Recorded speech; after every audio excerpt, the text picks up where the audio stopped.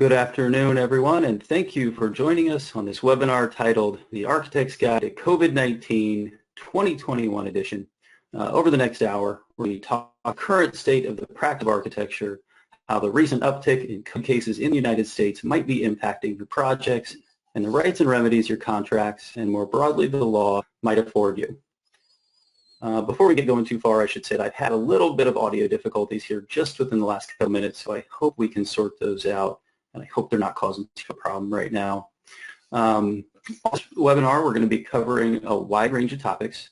We'll touch on architect's standard of care. We'll touch on risk-shifting contract provisions that both architects and project owners should be aware of.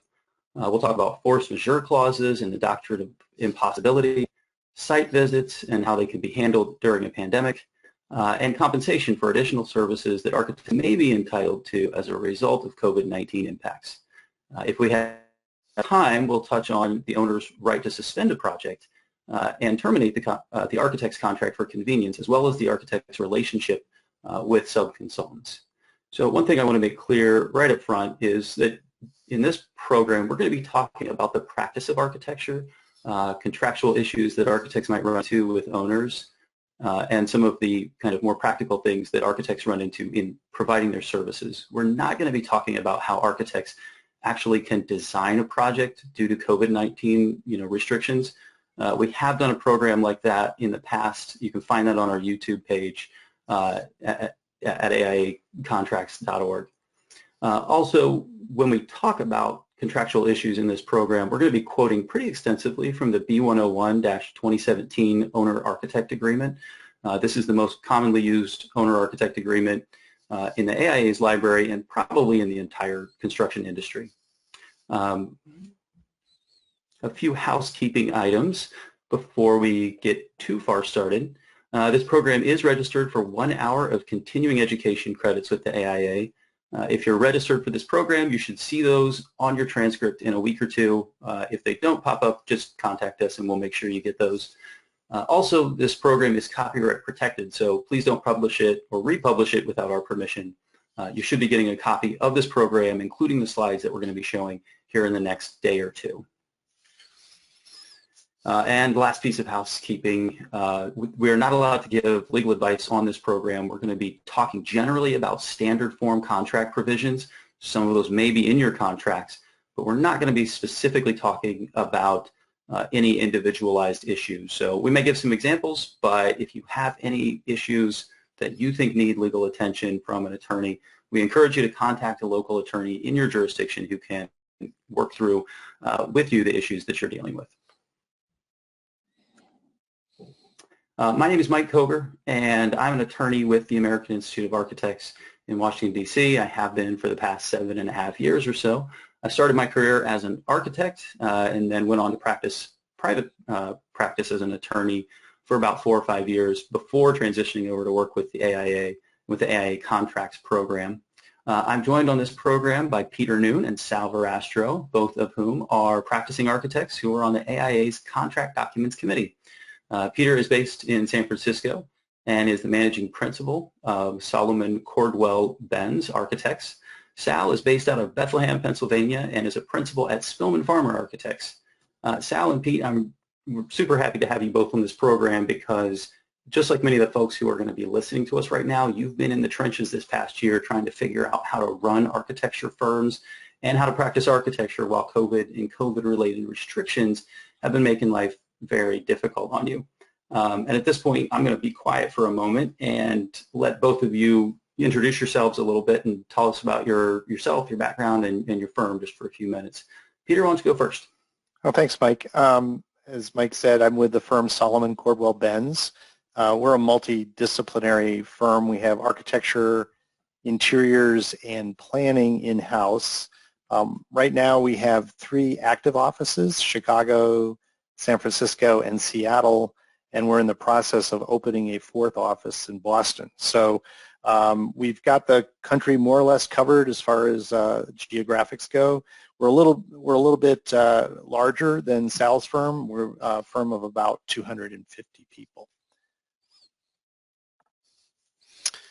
Good day, everyone, and thanks for taking your time of your busy schedule to join us. And again, my name's Sal Verastra. We're Spillman Farmer Architects. I've been here for 40 years, and our firm is an architectural design and interior design firm. Peter said a little larger. He's a lot larger. We only have 20 people in a single office in Bethlehem, Pennsylvania. I'm one of the principals here. We mostly do college and university work, but fairly diversified, and happy to be here. I think you'll enjoy the discussions today. Thanks, Mike. Excellent. Thank you, Peter and Sal. And someone I have not introduced yet is Jimmy Germano. Jimmy's manager and counsel, working with AI contract documents. And Jimmy, before I turn it over to you, how's my audio? I know we were having some real problems just a few moments ago.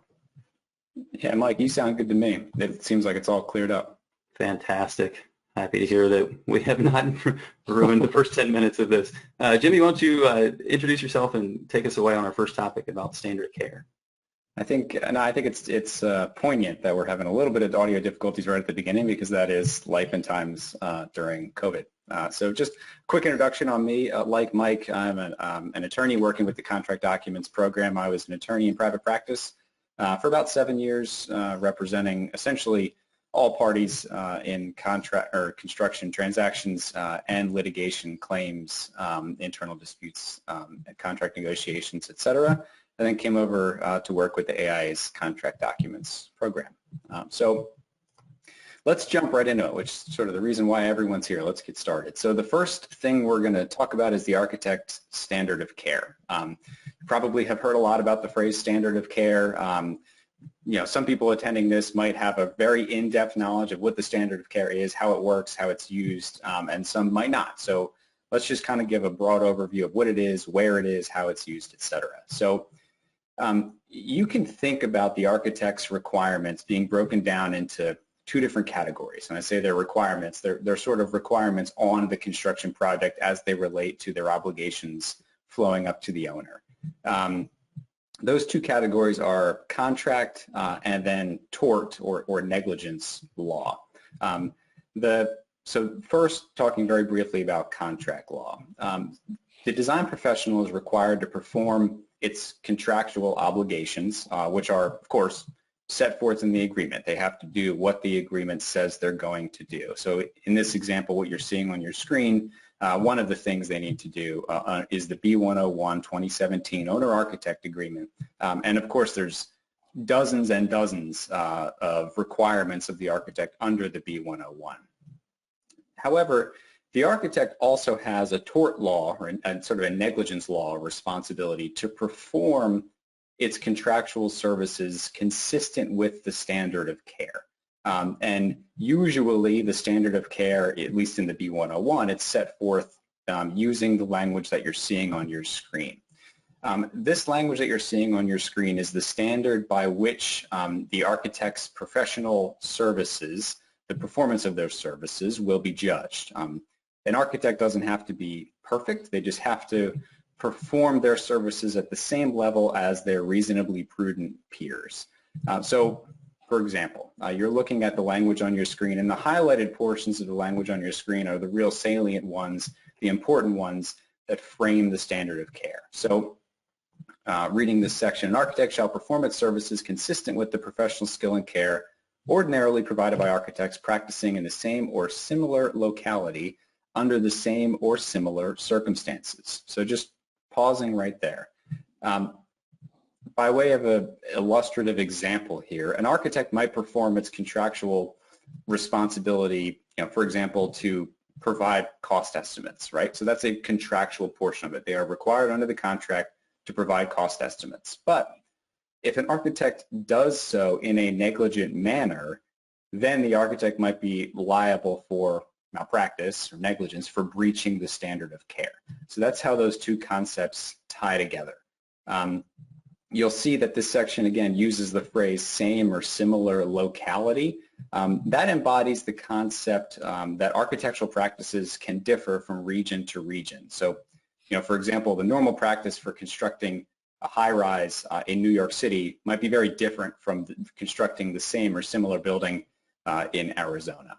So just to give you a little bit of flavor of what the B101 talks about and sort of generally what the standard of care is. So with that, I'll pause and get into hopefully a bit of a discussion here about the standard of care utilizing our expert panel. So I guess I'll turn to Mr. Noon. So Pete, how has your practice changed? How have you seen changes with respect to the standard of care? Well, thanks, Jimmy. The biggest thing, of course, is that everybody in the office, the entire firm, in fact, is working from home. So we're communicating online on a daily basis. So obviously that is completely different than the way we used to work. Generally, it's like a proof of concept. We've proved that it does work. We can manage all of our deadlines. We can manage the production that we've been contracted to do from home, and that seems to be working. Where we're having to change the way we operate is just the way we communicate with each other. Short of getting up and walking over to somebody's desk to ask a question, we have to call them. We have some teams who keep sort of an open mic with, they use Microsoft Teams, and they keep an open mic to be able to talk back and forth during the day. But generally, the biggest difference is the way we work from home. We also have, a little bit different in the way we've had to do construction administration, our obligations to be on site. That starts with the contractor. If they're able to continue working, and so in the early days of the pandemic, some of the sites had to shut down. But if they were able to continue working, then the contractor set a standard by which people would have to be careful or maintain social distancing, wear masks, and so forth on site. So our first obligation when we're going there is to, with our own staff, is find people who are willing to do that. We didn't obligate anybody to attend a job site meeting or walk a job site if they didn't feel comfortable with that. Fortunately, we've been able to keep the projects staffed, the construction staffed. But the first obligation is to follow the requirements of the contractor. We made sure everybody had PPE, so we distributed masks and goggles and gloves for all of our staff going out into the site, as well as the normal vest and hard hat, and hand sanitizer, just to make sure everybody was able to follow the contractor's standards. One of the things that's interesting, and this is an advantage of being a large firm, we do already have some people who are living and working remotely. So as an example, we have projects in LA that we're doing from San Francisco. We had people already living in LA who volunteered and stepped up to take on some of the CA obligations that we had on a couple of projects down there. Even though they hadn't been working on those, they stepped up and helped with our staff so that we didn't have to either drive a long distance or fly during the pandemic. Sure. So am I understanding it correctly that when you sort of, I guess, flexed those employees to different sites, were they then maybe given fewer responsibilities for other projects, or sort of added to their plate? How did you sort of internally handle that? I don't want to get too far down this, but I'm sort of curious as to how that worked logistically. Yeah, depending on what they had to do, we had to find them some help on other projects. Frankly, some projects slowed down. A few projects, went on pause during the pandemic. So it's been, again, this is an advantage, I think, of being a larger firm and one with multiple offices. We're able to pull people from other offices to fill holes and keep people busy, but then free up, say, somebody who's living in LA to do some site work for us down there when they hadn't been working on the project previously. I mean, sure. I guess the other thing is that we've also taken advantage of virtual site walks when that wasn't possible. Early in the pandemic, you couldn't fly. There had been a travel ban, or there were such requirements like if you left a city and came back, you'd have to quarantine. So we didn't do a lot of traveling by plane. So in a few cases, we did have virtual site walks where the contractor would use a cell phone or something, and we would walk through, and we would discuss things that we're seeing, and they would take photographs for us that we could use in our field reports. Sure. Jimmy, can I add a few things? Yeah, sure. I was just going to turn the mic over to you, Sal. What are your thoughts on that? Real quick, and I concur with everything that Peter said. I think, in my opinion, the issues from COVID were more internally related to our practices and less externally, but certainly in both areas. And what I mean by that, well, first thing, with respect to us, our firm, and again, we're a small firm, but we were pretty much prepared to work remotely anyway. Living in the Northeast, the beautiful Northeast, we tend to get some white flakes here, so many a times people would work remotely anyway due to bad weather. So we were pretty much ready to go. Not everyone was set up, but it only took us a short period of time to get everyone set up to go. And of course, we learned how to do it better and better, actually thanks to people like Mike Hoger here, who helped us navigate some of the newer softwares that are out there. But going back to the standard of care, I think as architects, we got to be proactive about ensuring our designs are always to meet the standards. And maybe this is a new standard, because when and I'm sure Peter will agree, when we design buildings, we consult with our clients and their consultants, and maybe their public health officials and safety experts, and our job is to ensure that the occupants of those buildings are kept safe. Well, with COVID made us think a little differently now, and it should. How's this going to affect us in the future? I think that's part of the standard of care for our clients. I mean, example, a really quick one is water fountains. You go into schools now and all the water fountains are shut down. Well, what are we going to do in the future? Just keep putting them in? Is that going to be the norm? Are the codes going to change? We don't know. I think we have to ask those kind of tough questions. So in my mind, the standard of care forces us to re-examine our designs moving forward in the future. So, but one last thing, you mentioned about our standard of care for cost estimates, and we actually had that exact situation where we had given an estimate to a client, went out to bid during COVID, came back very high. The bids came back tremendously high, and we went back and did some research. By the way, the client was not happy, and found out that anywhere, and it's hard to put a number to it, but the contractors are telling us that anywhere from 6 to 8, possibly even as high as 10% was the effect on pricing for COVID. And this is in our area. I would assume it's across the country like that, and most of it had to do with material costs and things like that, and a little bit of labor in there for the contractors to do their safety procedures. So just wanted to add that to the mix. Sure.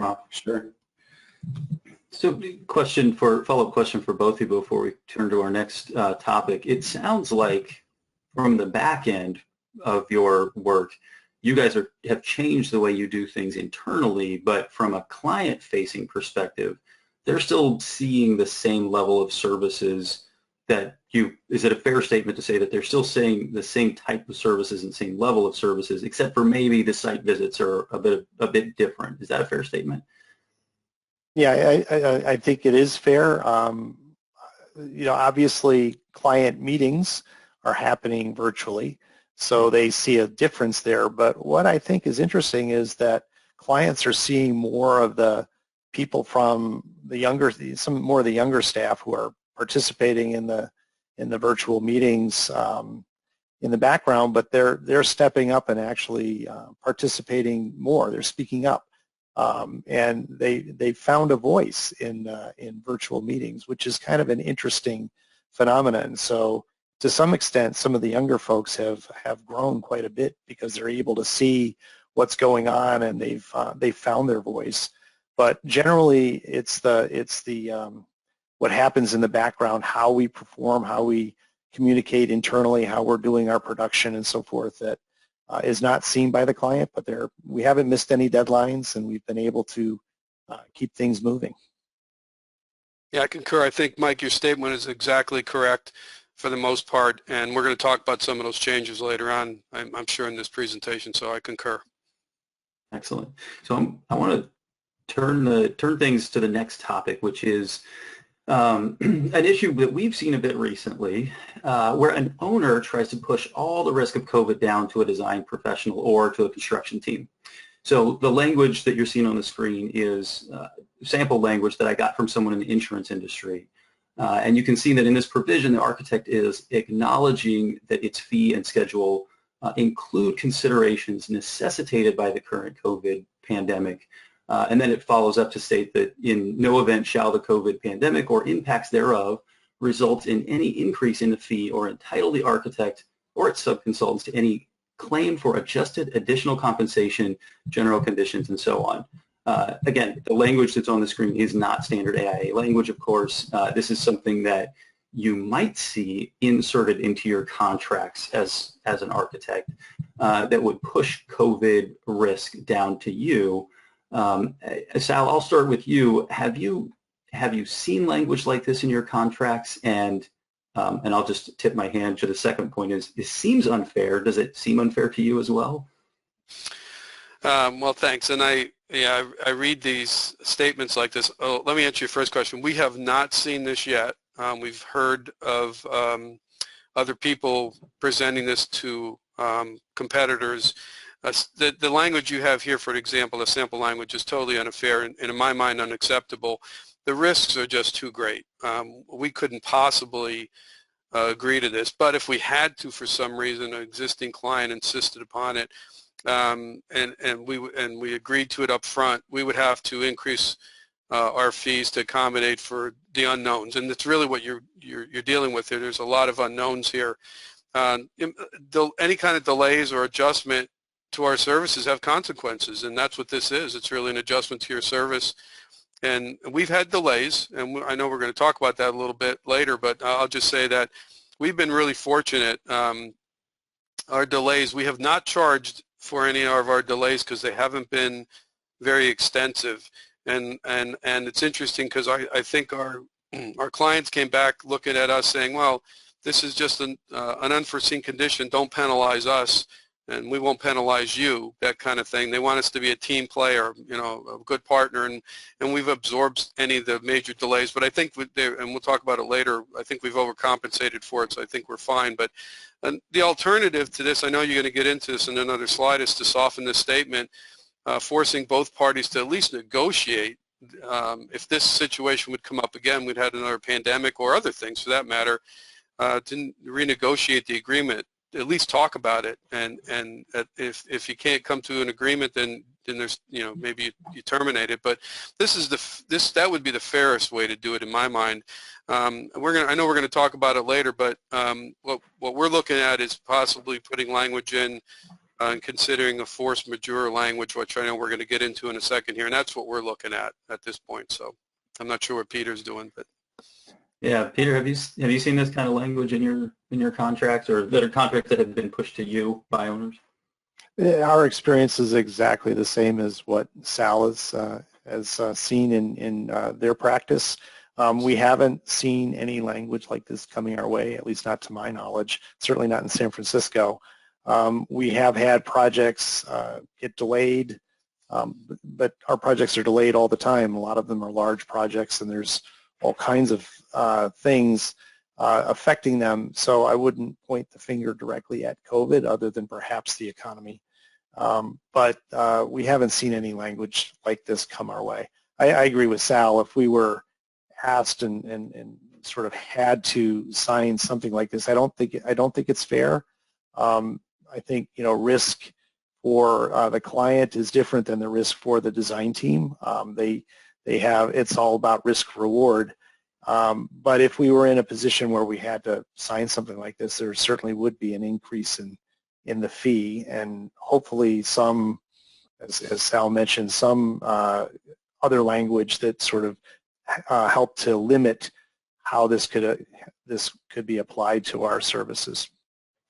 Yeah, that's something that, as someone who's represented owners on projects in the past in negotiations with architects and other design professionals, something you need to be always aware of is anytime you write something like this, quite often you've just encouraged the design professional to up their fee because of the additional risk. So you're really just doing your client sometimes a disservice by insisting on language like this, particularly when obviously the architect in this situation does not have a very good opportunity to really deal with the risk in a proactive way. They're just reacting to what the situation is on the ground with regard to COVID impacts. I'm going to turn now to another similar piece of language that I thought was interesting. And this is one that favors the architect. Again, this is not AIA standard language. You're not going to find this in your B101, but it is something that we know has been finding its way into agreements. Conceptually, this provision sets a benchmark for COVID-related restrictions that are in existence on the date of the agreement. The architect is agreeing to a certain fee and a schedule based on the reality of the current restrictions, but any new COVID-19 related impacts would entitle the architect to an adjustment in compensation in time. This is something that strikes me as being a bit more of a fair way to do things if you really wanted to insert language like this into your contract.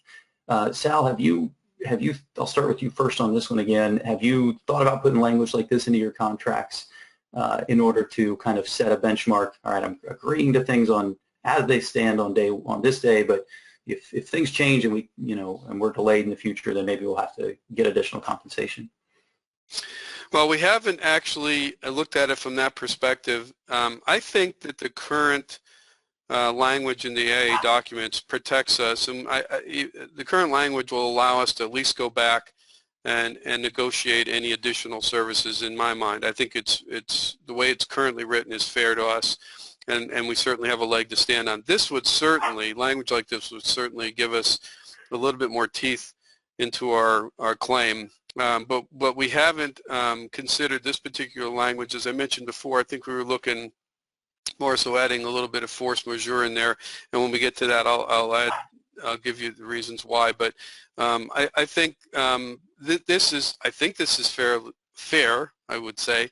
I don't think an owner would object to it, but just bringing it out, an owner might see this and think, okay, they're tipping their hat here. But so I go back to, I think our existing AI language is pretty protective, and I'm satisfied with it. But we haven't seen anything to this point to indicate that we need to change our language. Yeah, very good point. We'll get into here in a few slides some of the language that is in that B101 that would be kind of assist architects in getting additional compensation if things have changed. Peter, have you guys drafted any, I guess, specific COVID language that you've tried to negotiate into contracts? No, we have not. And to Sal's point, we think that the basic language that we have in the B101 covers us, and we haven't drafted anything like this in any of our agreements. And I also apologize for my executive assistant vocalizing in the background. It's funny, I didn't even notice. I've been on so many calls where dogs and kids have been in the background that it didn't even register with me. Okay, Jimmy, do you have any follow-up on this before we, or any other things to add before we start talking about force majeure clauses? No, I just figured Pete's executive assistant was very much in favor of this clause, and she was letting us know that. No, I think it's a good segue into what we're going to talk about next. So I think it's a good time to move on. There we go. And so it's a perfect segue into this slide. So what you're seeing on your slide here are two different ways to handle sort of what we'll call extraordinary events, force majeure type events in your contracts. One is sort of in your contract, and the other one is more of a common law idea. But not to get too inside baseball with respect to the law and how all of this works, but it is important to understand the difference between the two, and that sort of requires a little bit of an understanding of the legal nuances between the impossibility doctrine and force majeure clauses. When you're faced with an extraordinary event that might cause, for example, a delay, COVID, you can rely on the impossibility doctrine, which is on the left-hand side of your screen, talks about that a little bit, or a force majeure clause, or both. So when looking at your force majeure clause, usually what a force majeure clause is it's a clause in a construction or design professional contract that it has something what's usually called like a laundry list of events that could trigger some protection under the clause. So you might see a contractual clause that says, in the event of, and then it might list half a dozen or a dozen types of things that could happen. This is in the event of, war, pandemic, et cetera, et cetera, et cetera.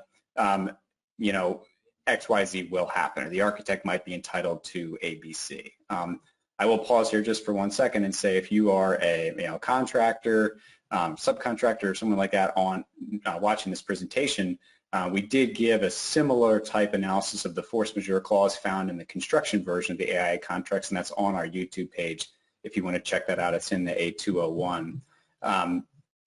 But the thing about force majeure clauses, and sort of the really interesting part from a legal perspective of the force majeure clause and the issue, is something that I think it was a Stanford Law Review article, it commented on these pretty recently and said that the author analyzed case law interpreting and evaluating force majeure clauses, and what they found was that the word pandemic didn't show up very often, and that sort of led them to the conclusion that the word pandemic might not be present in that many force majeure clauses pre-2020.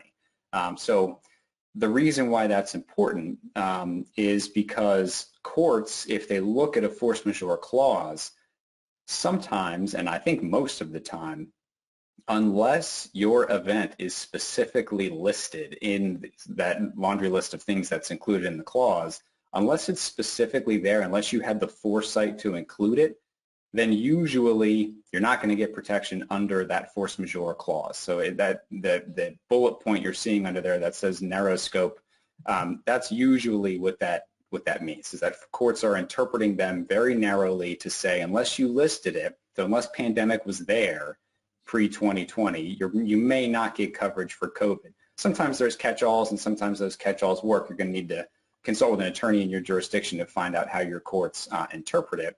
But there's an argument to be made under that theory that writing a force majeure clause broadly and maybe not listing anything specifically and just kind of saying if the architect is delayed or if the contractor is delayed, et cetera, that might actually help you in the long run, because then a court is not going to say, you listed these 6 things, but you didn't list the 7th thing, et cetera. That's sort of the argument, the pros and cons to force majeure.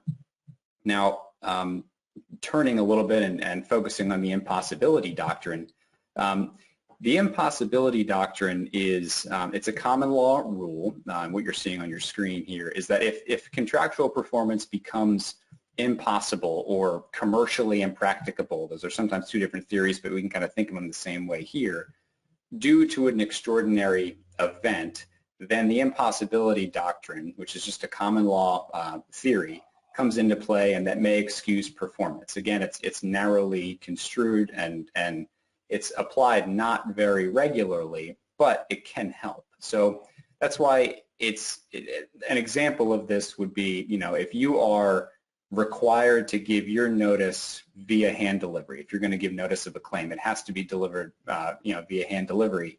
But there's no on-site representative to accept hand delivery, for example, due to COVID. It is actually physically impossible for you to comply with that element, that clause, and that requirement in your contract. Then the impossibility doctrine might come into play and say, the architect tried, made a good faith effort to comply, but the circumstances made it impossible to comply. Therefore, you may get relief from that requirement. It's just an example, but that's sort of how you can think about it. It's not in your contract anywhere, but the requirement might be. So the way that I look at these is they're not mutually exclusive. You can have a force majeure clause in your contract and try and argue that, and then sort of have a fallback position as the impossibility doctrine. Again, talking with an attorney in your jurisdiction would sort of give you a good idea of how that might come together. But these are 2 things to keep in mind as we go forward here through January, February, March of 2021. And you might get a couple more shutdowns. Your jurisdiction might impose new rules. You might have owners doing things on their projects. You can keep these in mind to say, okay, X, Y, and Z happened. Do we have a force majeure clause? It doesn't need to be titled force majeure. It just needs to have this concept behind it. Or do we rely on possibility, or both, et cetera? So with that, I will stop talking about the law and nerding out on that, and instead I will move the mic over to Pete, and I'll say, have you drafted force majeure clauses either during 2020 or before? Have you seen them maybe from consultants? How does your firm typically handle something like that?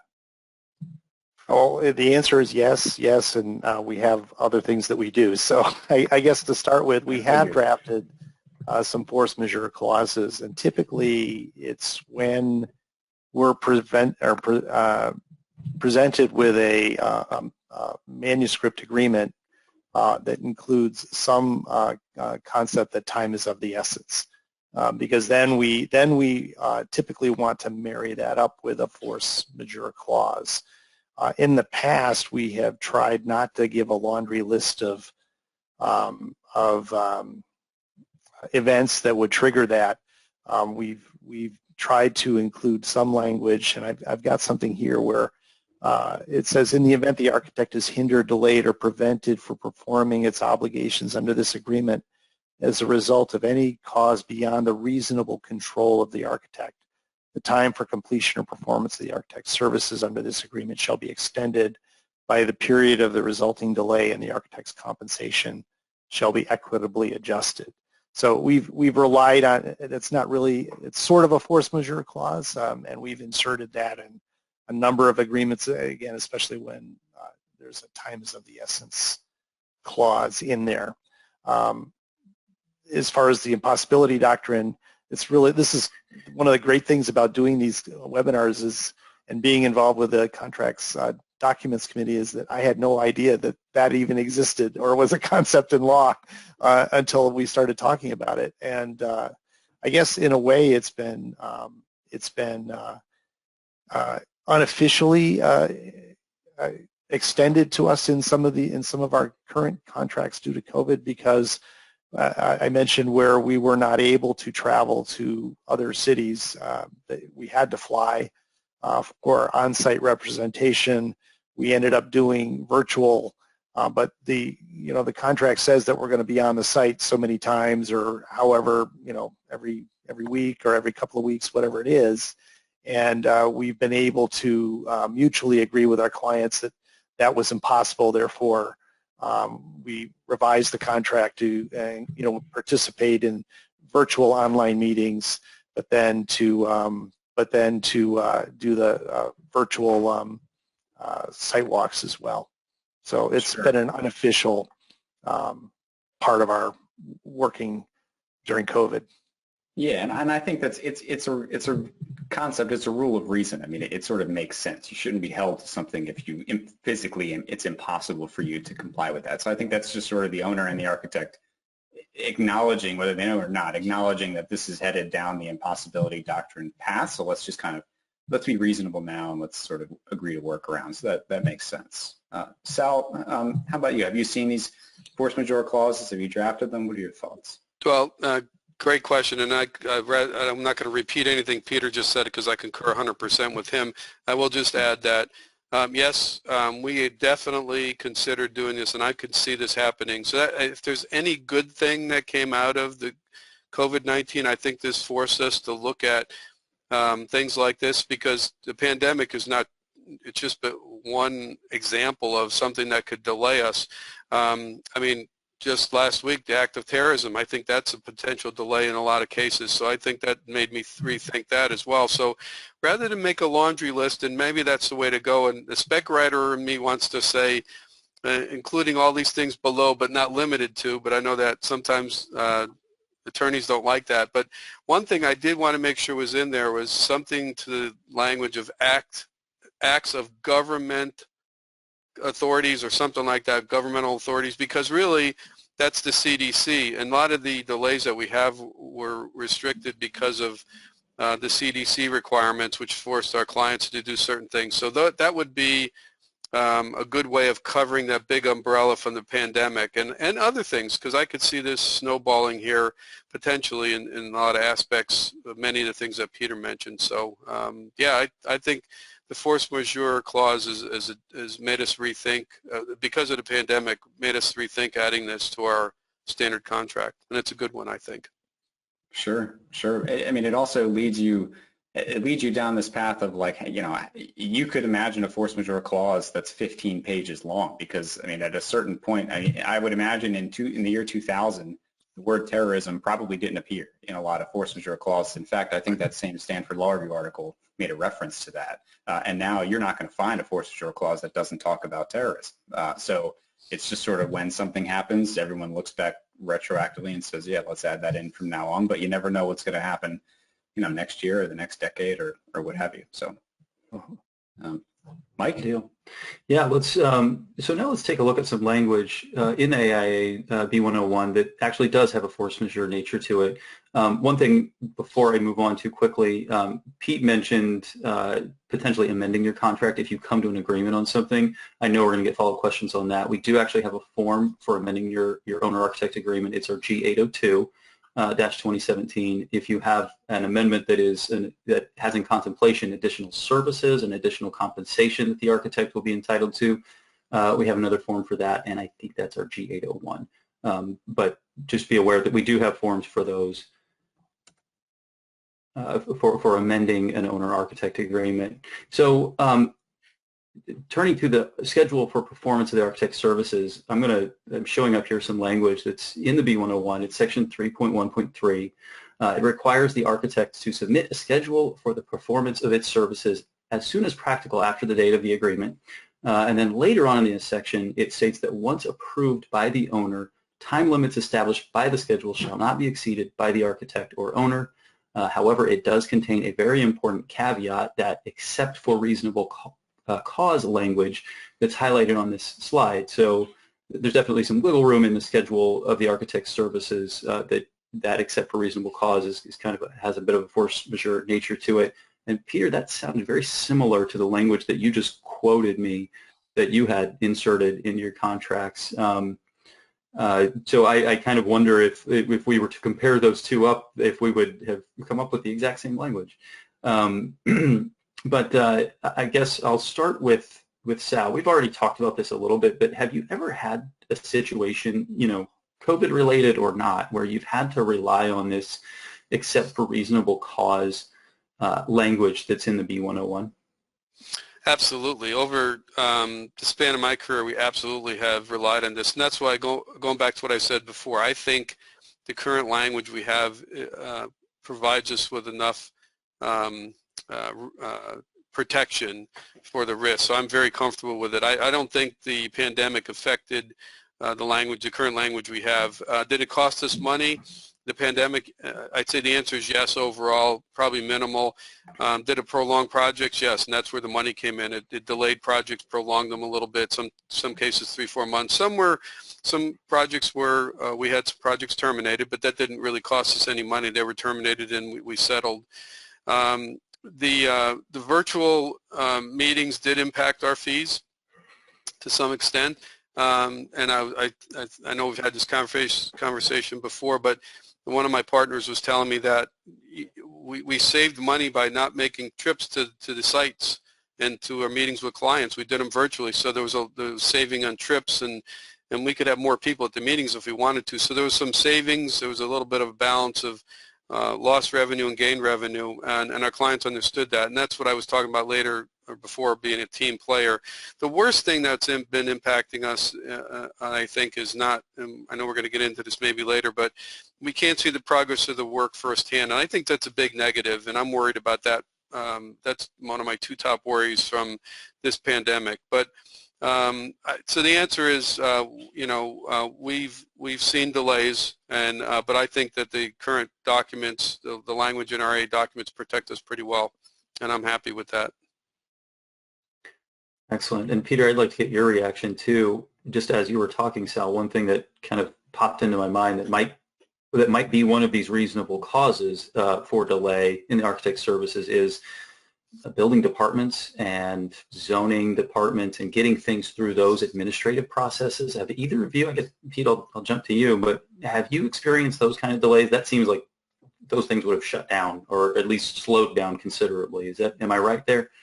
Yes, I think that especially with building permits, most of the authorities issuing permits have experienced a slowdown and in some cases a complete shutdown. So we've had a lot of projects impacted by permits.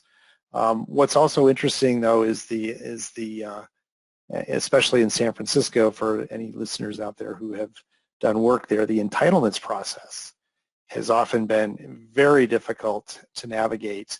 And in some ways, it's a little bit easier now because the numerous public hearings and meetings that are required are being done virtually, and they're more focused, and more things get done. So we've found that the entitlements process maybe runs a little bit smoother, but we've really been held up by the permitting process on a lot of projects. Yeah, and that's a good example of something that, at least in my mind, would easily fit into that except for reasonable cause caveat that would allow an architect to extend their services or get an extension of time on them. So I want to move off to our next topic, which, yes, I am right. It is evaluations of the work. This is something we've talked about a little bit already, but I want to make sure we have plenty of time for it. Jimmy, I think you're going to lead the discussion on this one. Sure. Yeah. So what you're seeing on your screen is section 3.6.2.1 of the B101, and it's a site evaluation clause. And rather than read the clause back to you, you have it on your screen. I'd like to jump right into the discussion because we've sort of hinted at this and discussed it a little bit so far. But my question in my notes for this slide was simply, are you doing virtual site visits? But both of you have explained that already, so I'd rather maybe ask a follow-up question to that is, have you had any complications as a result of virtual site visits? Are you documenting them differently? Are you, what software are you using? Can you sort of speak maybe a little bit more detail as to how that's working? And I guess I'll go to Pete first.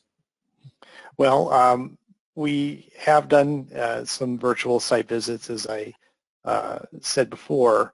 I'll be perfectly honest with you. I don't know how they're being done with any different software. We've been writing our field reports the normal way. We have recorded them, so that is different in that when we've done it, we've recorded the virtual site walks that are usually done by a contractor who is, basically looking and going and showing us things that we ask them to look at during the walkthrough. Often there's an agenda by the owner. The owner may have some things that they want us to go take a look at as well. So I guess the software would be, usually it's done through Zoom or Teams or one of those types of things, and we've hit record. So I guess that would be the difference. We have written up our field reports. We've tried to include some language stating how the observations were made and by whom and when and so forth. We've also, it's interesting because we've run into a couple of situations where we've had consultants from out of town who weren't able to make it as well. So we have actually done on our own projects virtual walkthroughs for our consultants and handled it in the same way. But I mentioned when we were talking about this earlier, Jimmy, that we actually had a consultant, an accessibility consultant from Chicago who had projects in San Francisco, engage us to do walkthroughs on a number of projects for them as well. So they sent us training videos, and it was great because we got some free training for our staff as to really how to look at and measure the accessibility performance, if you will, of the project. So we've actually done that in reverse, where we've been hired to do virtual walkthroughs for our consultants.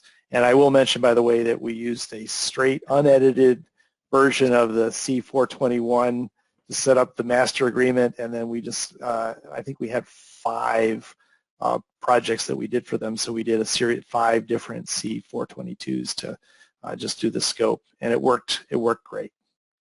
Yeah, a perfect example of how that document can work well. Sal, how about you? Have you run into any issues doing virtual site visits? Are you documenting them any differently? I think we are documenting documenting them differently. Let me just say that this is my biggest fear from the pandemic. I think we'll come out of this better. I think we're learning a lot. But site visits are, in-person site visits are still critical. I don't know how we can get around that. And I know we're doing them virtually. Everyone's trying to do it virtually. We're taking lots of photos and things. But seeing the work firsthand cannot be replaced, in my opinion, because generally you go there for specific reasons, but you notice all the other things that are going on, good and bad, and you pick things up. And my biggest fear is who's holding that camera on the other end? Is it the contractor who's only showing you what he wants to show you? I'm not trying to be a pessimist here, but it's just a fear of mine.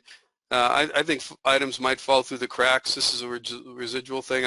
Hopefully not a year from now we don't have a lot of things come to the surface and there's lawsuits. So I'm a little concerned about that. I think one of the other things that I'm concerned about is the QA, QC, and that's evaluations of the work in the field as part of this. But in the shop drawing process, which goes hand in hand with our evaluation of the work, who's doing that? Who's doing the shop drawing review? When we're in the office all together, as Peter mentioned, a lot of people were working remotely. The person sitting next to you is looking at a shop drawing on your project and will ask you questions on a specific item. Well, they're not sitting next to you any longer. They're remote, and they might not call you, or you're not available. They can't get you by phone. Will that question be forgotten? Will it slip through the cracks? Those are the kind of things I think are at high risk for us as architects.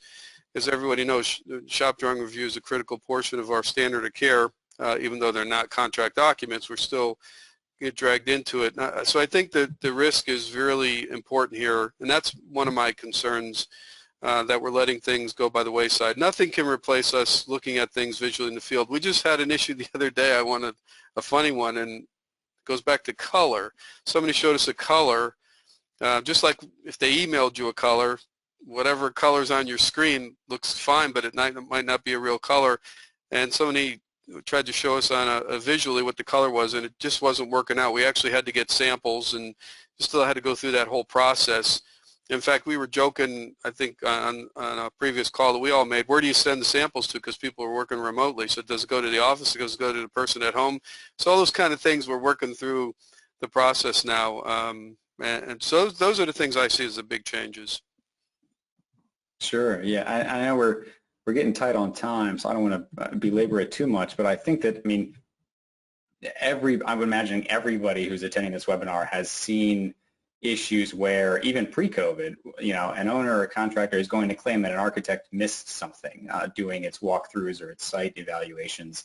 I can only imagine, how often that argument is going to be made now if site inspections are going to be done virtually. So I just have always been curious through the last year or so, 10 months, as to how, if there's any type of waivers or, contract addendums going out saying, we can only see what we are shown, or something like that to maybe act as a stopgap to those types of arguments. Because I agree with you, Sal. I think that these issues are going to be litigated for the next 3, 4, 5 years as to the impact that virtual site inspections had on the evaluation of the work. But at the same time, that ties back to the standard of care. It's what a reasonably prudent architect is doing right now. So, does it comply with the contractual obligations? I think it's an interesting issue. It's going to need to get worked out. But sorry, Mike, I took more than my allotted time. I'll go back to you.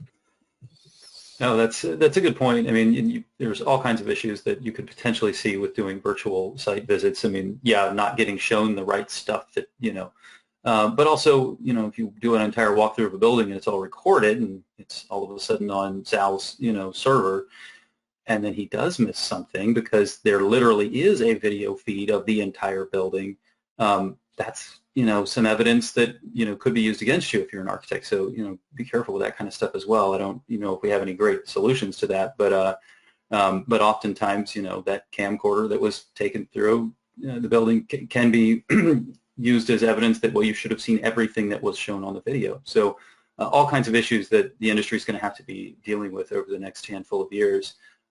Just really quickly, and we're getting to the top of the hour, but, if you do have site visits that you've changed the manner and the way that they are done, and you've come to an agreement with the owner, make sure you're committing it to writing. You know, Pete, I'm so glad to hear that, and not at all surprised to hear that when you did have something of an informal agreement with your consultants from Chicago, that you committed it to writing, because so many folks would just do a handshake kind of agreement on those things. So good to commit all that kind of stuff to writing. Let's see if we have time for one more issue. Yeah, this is a good one. So we should take a moment. Additional services, as we've been talking about here, it's very likely that architects may encounter scenarios that will require them to perform additional services due to the coronavirus pandemic. Article 4 of the B101 is something that all architects, in my opinion, should have memorized. And I know Peter and Sal, you both have all kinds of experience understanding and using the Article 4. For example, you know, an owner may want to reduce a project's budget or scale down from something that's already been designed. If that requires you to do redesign work or to redesign a portion of the project, you should be getting paid for that additional effort. Similarly, if material shortages require you to redesign a portion of the project, that too would entitle you to additional compensation for that additional effort. With a couple minutes that we have left here, Sal or Pete, have either of you run into any of these kinds of issues where you've been doing extra work due to the pandemic and to some of the hoops that you've had to jump through, and then you've attempted to get additional compensation for them using Article 4? I'll go first, and this is a really good one. Yes, absolutely. We are seeing a lot of it. And are we getting compensated from our owners? Somewhat. I'll say probably less than half. The big one, besides the things you've just mentioned, are substitution requests because of the project being over budget, or because we can't get the materials. The contractors are submitting substitution requests left and right because of either time or just cost. So that's a lot of time on our part to review all these substitution requests, and some of them are obviously not acceptable. And the owners, as I mentioned before, look at this as part of our business, and that, you know, somewhat it's a redesign, or whether you're reviewing a substitution or redesigning the work, they want us to be part of the team and being a team player, so they think it's just part of the job, and it's really not. And we're having trouble collecting any additional services for that because of the whole process. And yeah, so we're taking a big hit on that end of it as well. So I just wanted to give you a quick brief answer. I don't know how Peter feels about it. Well, with the substitutions, you know, we work on a lot of projects that are negotiated with contractors to start with. So we get after we've completed our documents, we still get many substitutions. And I think that to some extent we ask for additional services when they're coming after we've completed our documents. But where I also find there to be a big concern is when a product gets substituted that changes the way it interfaces with the system next to it, and then that begets a whole nother other design obligation that contractors now looking at to us to design that transition where we had already done it with one system, and now we have to do it with another. And so the back and forth with additional services goes beyond just the reviewing of the product, and then gets to redesign of transitions and so forth in the project. And we face that even without COVID, but it's, as Sal mentioned, it's becoming even more so now with COVID as things aren't available. Yeah, I agree. I mean, Article 4 of B101 really is, you know, an architect's best friend when they're asked to do additional work of any kind. And architects are constantly asked to, hey, redesign this for the third time, even though the first two solutions work just fine. So I would certainly something that folks should have in their back pocket. And of course, the way in which you navigate those issues is all up to individual relationships between owner and architect. So a couple of things. We're going to start to wrap up here. We don't have time to get to a couple of things with regard to owners' right to suspend the project for convenience and owner's right to terminate the project for convenience. If you get this slide deck delivered to you tomorrow or the next day. Just know that the owner does have rights to terminate the contract for convenience and suspend the project for convenience. As an architect, you do have, there are some embedded, counter rights, I guess, in regard to if you run into that situation, you do have rights to get compensated for services that have already been performed and other things. So pay attention to those sections that are in, that do come out in the slide deck. Before we wrap up, Sal and Peter, I want to say, first of all, thank you very much for this program. I thought it was really good to hear, your input on these things because you're dealing with these issues every day. Has anything good happened from the practice of architecture due to the pandemic? Sal, I'll start with you. I'll just jump in and say that I guess besides what I mentioned before, I think since we've been kids, we've been told we're moving towards a paperless society. I think this has definitely forced that issue. We are definitely moving more paperless, which is a really good thing. And I don't know that we'll return to normalcy. I think people will decide to stay remote, which is a good thing in a lot of ways for certain people. So I think those are the couple of good things that came out of it besides what we mentioned before. Yeah, I think I mentioned a little bit that it's the voice of the younger staff who somehow they deal with virtual meetings maybe different than those of us that didn't grow up with them, and they have found their voice. And what I love to see is their participation in projects that have. It's just opened them up more and to participating. Where we have to overcompensate in some ways is the lack of mentoring that they get on a day-to-day basis. They're not hearing what's going on around them. They don't have the ability to just walk up and ask a question of somebody with experience. And so there's some good. They're participating more. They're eager to participate. The bad, I think, is that they're not getting that day-to-day mentoring that we need to focus on. So Pete, as a follow-up question to that, just very quickly, how are you combating that lack of ease of mentorship? I'm imagining maybe a smaller, mid-sized firm, architecture firm, watching this webinar, saying, we're dealing with that issue. What are some tips, some strategies to help combat that? How are you mentoring? We've been doing a number of things since the beginning of the pandemic. Right now, we've set up virtual lunch get-togethers with principals in the firm and everybody in the firm over the last few months, just to talk about big picture, future ambitions, and give advice.